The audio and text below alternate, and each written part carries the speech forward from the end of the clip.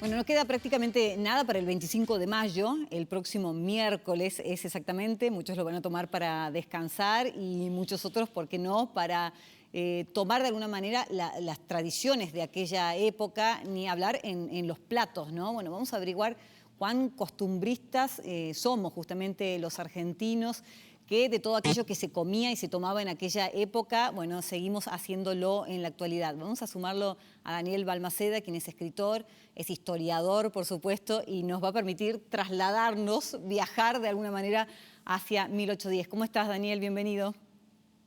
Hola Cruz, qué gusto saludarte. Bueno, para nosotros también, bueno, un encanto, la verdad, poder charlar nuevamente contigo.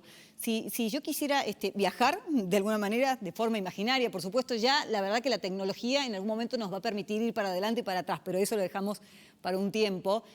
¿Cómo me pintás Buenos Aires de 1810 en cuanto a la vestimenta y ni hablar en cuanto a los platos, que con eso nos vamos a meter sobre todo?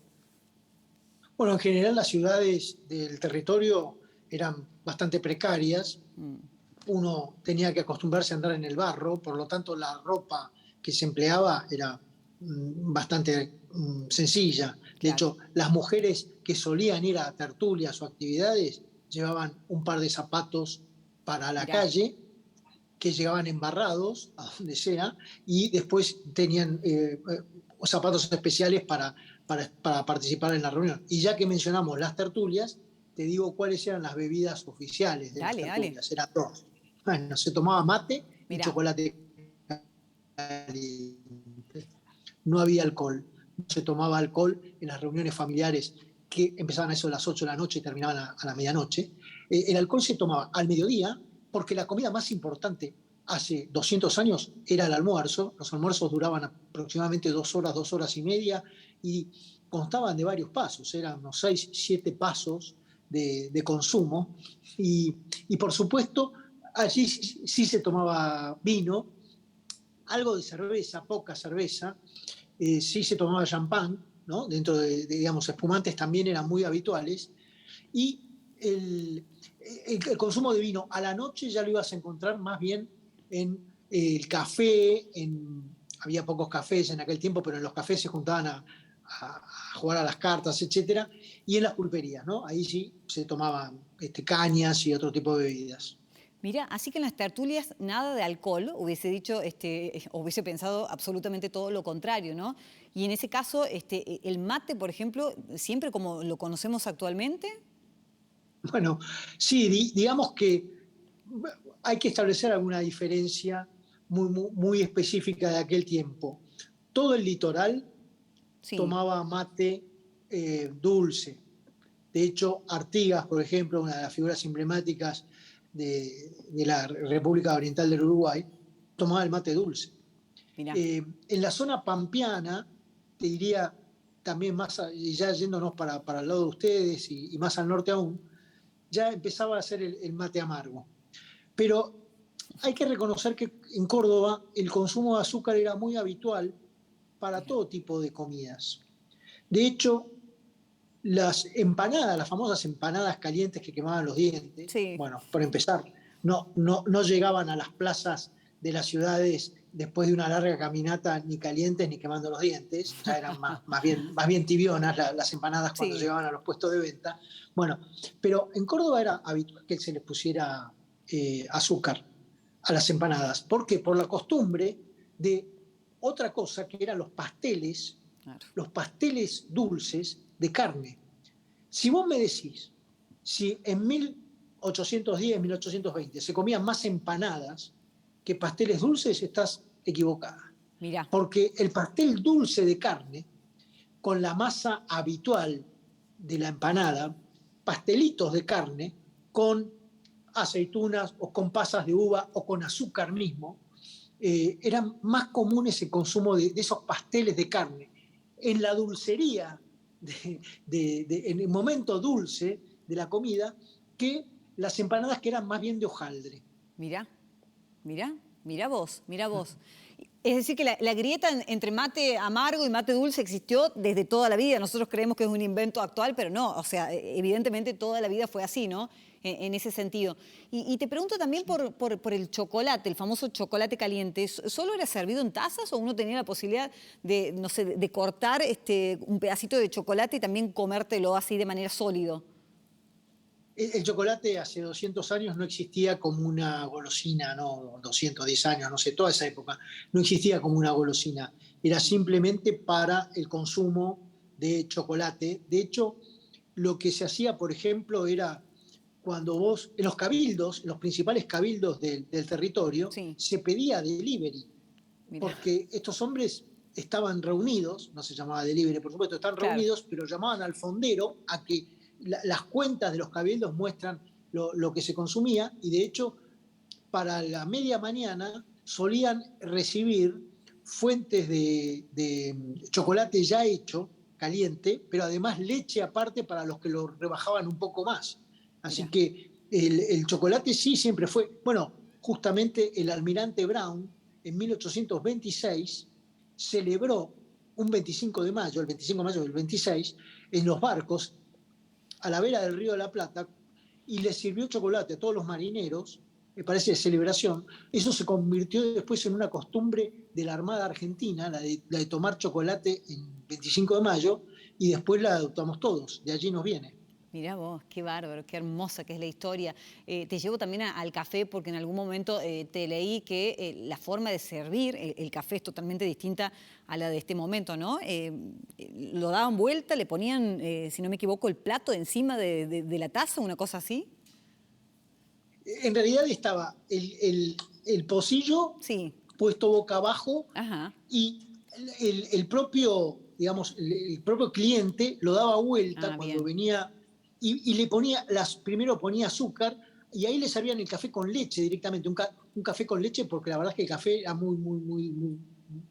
bastante difícil de digerir solo, Sí. y se servía hasta que rebasaba y caía en el plato, empezaba a caer Mira café. vos, O sea, esa era la forma de servir. Pero si mira nos, vos. si nos vamos a San Martín, Sí, él tomaba una forma muy rara, se llamaba mate de café, muy rara para nosotros, no para la época. El recipiente del mate sí. completamente lleno de café con bombilla. Eso, así tomaba San Martín, no era tan habitual para él el mate de yerba, sí el mate de café, Mira. y varios otros. Era una costumbre bastante arraigada, pero se sabe por los escritos de los que estuvieron cerca de San Martín, los contemporáneos, sus camaradas, que él solía tomar este tipo de mate, el mate de café. Mira vos. Y según las clases sociales a las que uno podía pertenecer en ese momento, ¿la alimentación y las infusiones también eran diferentes o se comía más o menos lo mismo? Era bastante pareja, porque era muy rudimentario todo. La comida principalmente era de olla en esa época. Es Claro. decir, todo tipo de comida, de guisos, de carne trozada. Ahora, cuando ya te ibas más para las zonas más rurales, a las zonas más rurales, ahí sí el consumo de carne de asado era también bastante fuerte.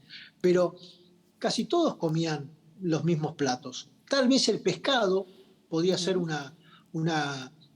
un plato más característico de los que comían varios pasos, pero por lo general, insisto, se comenzaba, por ejemplo, con aceitunas, algún queso como una entrada, después se pasaban a grandes fuentes con caldos y sopas, que cada uno se servía lo que quería. Después se comía una carne blanca, se pasaba una carne roja, y por último un pescado, por lo general frito en aceite, con abundante aceite, hasta el punto que tapaba el aceite, tapaba el pescado, parecía que estuviera nadando el Qué pescado pesado. en esa fuente, en aceite con ajo. Es decir, eso era el plato clásico Y te digo de una cosa, decir pescado. que en esa época no sé qué había para bajar todo ese almuerzo. Ahora hay unas pastillitas fantásticas que, bueno, te hacen más llevadero, ¿no? Qué bravo en ese momento Bueno, comer así. el sistema era bastante natural. Primero, como ya te dije, se tomaba bastante alcohol, pero una vez que terminabas ese pescado, comías algo dulce, por ejemplo, unos dulces, unos pastelitos dulces, a veces de membrillo, a veces de carne, como ya te expliqué, y venía café, más que mate, en el almuerzo café, Y si tenías invitados, música. Mirá, Café y música. ¿Vos tenías invitados en tu casa? Sí. Algo de música, alguien tenía que tocar una guitarra, un poco de música tenía que haber, y después siesta. Inclusive podía ocurrir que vos tuvieras un invitado en tu casa y que se quedara a dormir la siesta. Mirá. Después del almuerzo. Mirá. De hecho, San Martín, después del combate de San Lorenzo, invitó a almorzar al jefe enemigo. Se bajó del barco el jefe enemigo, se llamaba Zavala, un capitán, almorzaron juntos y después durmieron la siesta en el convento de San Carlos, ahí en San Lorenzo. Sí, así que la siesta era muy, o sea, más natural que la siesta no hay para después de un buen almuerzo. Mirá cómo los santiagueños siguen con esa costumbre. Esto es una chanza, por supuesto, pero brevemente te pregunto, ¿por qué crees que digamos, los argentinos seguimos conservando el tema de la alimentación de otros tiempos? A lo mejor uno puede ignorar qué pasa, ¿no?, un 25 de mayo, porque bueno, es muy contundente, pero alguna otra fecha patria, pero sin embargo, eso de la cultura del locro, del vinito o del matecito después lo tenemos tan arraigado. Bueno, justamente porque te diría que más bien hacia el comienzo del siglo XX, en el 1900, hubo una necesidad de evocar aquellas épocas y vincular lo histórico, las batallas, las glorias, con el costumbrismo. Y entonces, por ejemplo, bailar pericón, bailar gato, y justamente regresar a aquellos platos que se estaban perdiendo. ¿Por qué? Porque la llegada de los inmigrantes cambió el menú, Cruz. Dejamos de comer lo que se comían nuestros abuelos del 1800 y pasamos a las pizzas, a las pastas, ¿no?, a un montón de platos nuevos, algunos más sofisticados inclusive por la cocina francesa, y entonces quedamos lejos de aquellas comilonas del 1800. Claro, y fue una manera de recuperar, al menos por unos días, a aquellos tiempos de comida básica, de comida de olla, de chocolate caliente y bueno, que tantas también otras cosas. Claro que sí. Daniel Balmaceda, un placer una vez más. Muchas gracias. Al contrario, un placer enorme. Adiós. Gracias, un abrazo, hasta pronto. Nos vamos, no queda nada, que disfruten. Todavía nos queda el domingo y con un lindísimo clima. Un abrazo, nos estamos viendo pronto. Chau, chau.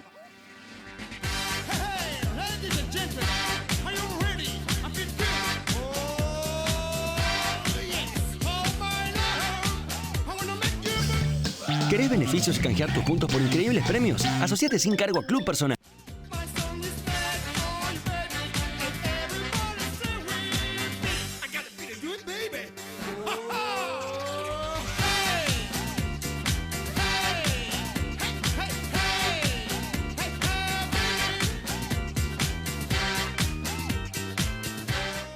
Fue una producción de Televisión Mediterránea, SRL, Córdoba, Argentina.